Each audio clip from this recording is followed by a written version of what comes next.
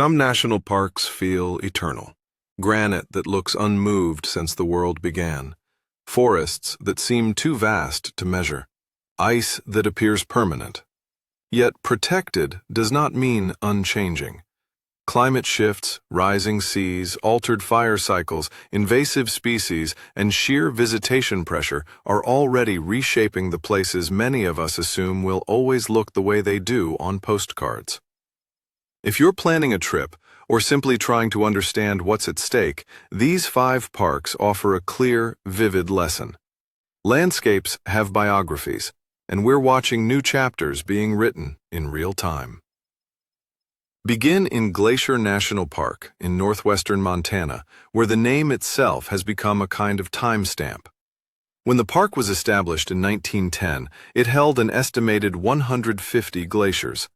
Today, only a few dozen remain large enough to meet the scientific definition of a glacier, and they are retreating. The story is visible from the trail. Look up from the Going to the Sun Road, an engineering feat completed in 1932 that threads across the Continental Divide at Logan Pass, and you'll see cirques and high basins that were carved by ice, even where the ice is now gone. Hike the Highline Trail for a balcony view over glacially scoured valleys, or take the Grinnell Glacier Trail, where the shrinking ice sits like a pale remnant above turquoise meltwater lakes. It's not just aesthetics. Glaciers act as natural reservoirs, releasing cold water into streams during late summer.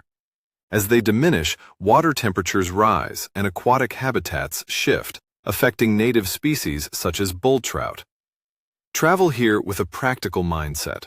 Summer parking at Logan Pass fills early, often before sunrise, and seasonal vehicle reservation systems may be in place. The reward for planning is a park where geology reads like an open book. U-shaped valleys, hanging waterfalls, knife-edge ridges, and where the present tense of climate change is impossible to ignore. From Montana, move to the Florida Keys and Dry Tortugas National Park, a place that feels more like an ocean crossing than a typical park visit. 99% water, it's reached by ferry or seaplane, and the centerpiece is Fort Jefferson, a massive 19th-century coastal fortress built from more than 16 million bricks. The fort's history is inseparable from the strategic anxieties of its era. After the U.S. acquired Florida, these remote reefs became a chess square in the defense of Gulf shipping lanes. Later, during the Civil War, Fort Jefferson served as a military prison. Its most famous inmate was Dr. Samuel Mudd, convicted for conspiring with John Wilkes Booth. Yet the park's most urgent storyline now comes from the sea itself. Rising ocean levels and intensifying storms threaten low-lying islands, while warming waters and acidification strain coral reefs that already face disease and bleaching. Snorkeling here can still feel like entering a living atlas.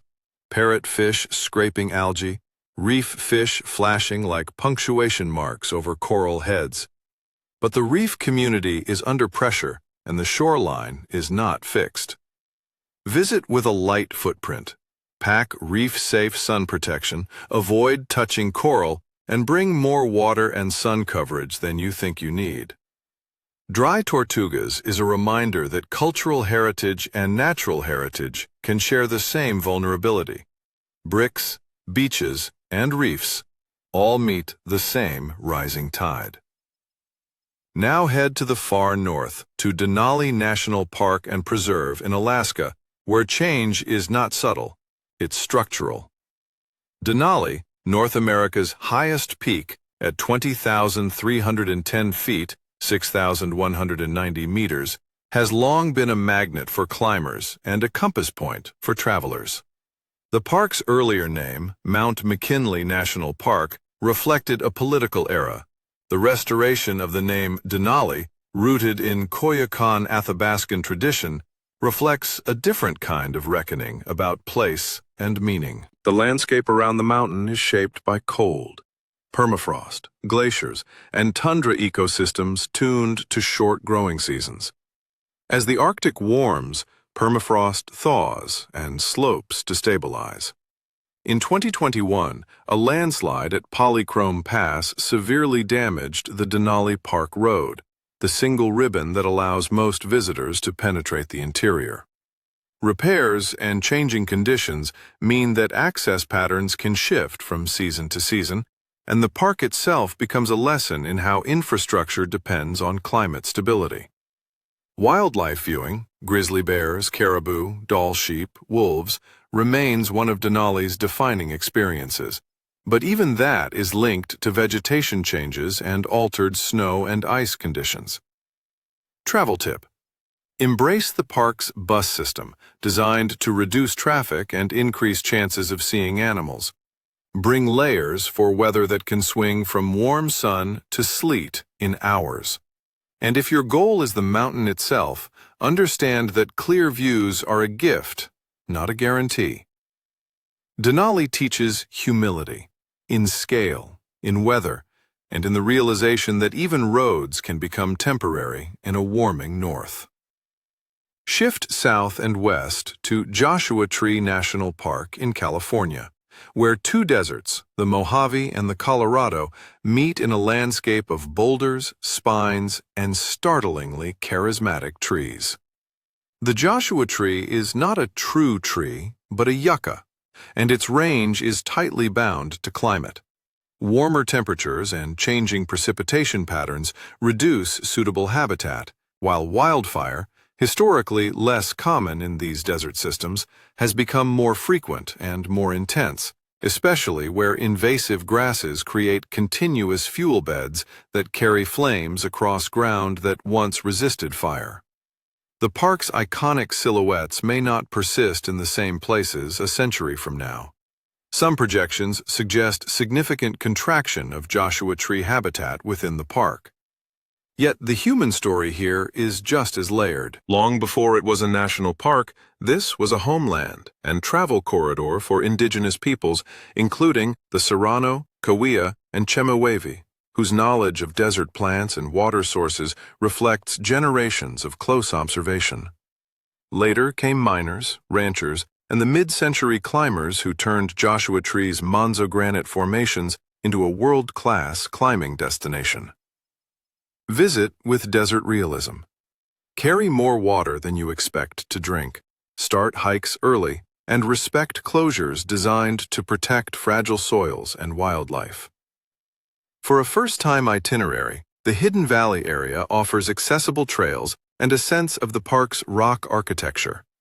Keys View opens a panoramic window over the Coachella Valley and, on clear days, the San Andreas Fault's broader geography. Joshua Tree is changing, not through one dramatic event, but through a steady recalibration of heat, fire, and ecological boundaries. Finally, go to the crown jewel of coral ecosystems in the United States, Biscayne National Park, just south of Miami. Like dry tortugas, Biscayne is mostly water, but its proximity to a major metropolitan area makes it a different kind of case study, one where conservation, recreation, and urban pressure constantly negotiate. The park protects mangrove shorelines, shallow seagrass beds, and the northern edge of the Florida Reef Tract. It also holds human history in layers, evidence of indigenous presence, the legacy of maritime trade, and a maritime museum's worth of shipwrecks along the Maritime Heritage Trail, where you can snorkel over wrecks now serving as artificial reefs. Biscayne's vulnerability is direct. Rising seas, stronger storms, coral bleaching, and outbreaks of coral disease have reshaped reef communities. Seagrass beds, essential nurseries for fish and stabilizers of sediment, can be scarred by boat propellers. Those scars take years to heal. Travel here with a boater's caution and a naturalist's respect. Use marked channels, anchor responsibly, or use mooring buoys, and consider a guided snorkel or paddle trip to understand how mangroves, seagrass, and reefs form a connected system rather than separate attractions. Biscayne's lesson is that even blue parks depend on careful management of human behavior. Where you steer, where you step, what you touch. Taken together, these parks form a kind of field guide to the modern era of conservation. Glacier shows how quickly ice can vanish from a landscape built by it.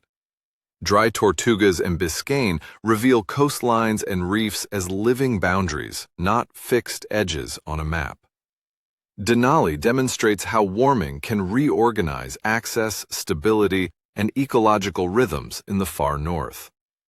Joshua Tree captures a desert's sensitivity to heat, fire, and invasive species, and how an icon can become an uncertainty. If there's a single travel tip that applies to all five, it's this: arrive informed, flexible, and ready to learn from what you see. Check current conditions and reservation requirements. Travel in shoulder seasons when possible. Follow leave no trace principles with particular care around fragile alpine plants, desert soils, and coral reefs. And, when offered, choose ranger programs and local guides who can translate scenery into understanding. These parks are not vanishing overnight, but they are changing within a human lifetime. Visiting them now can be more than a trip.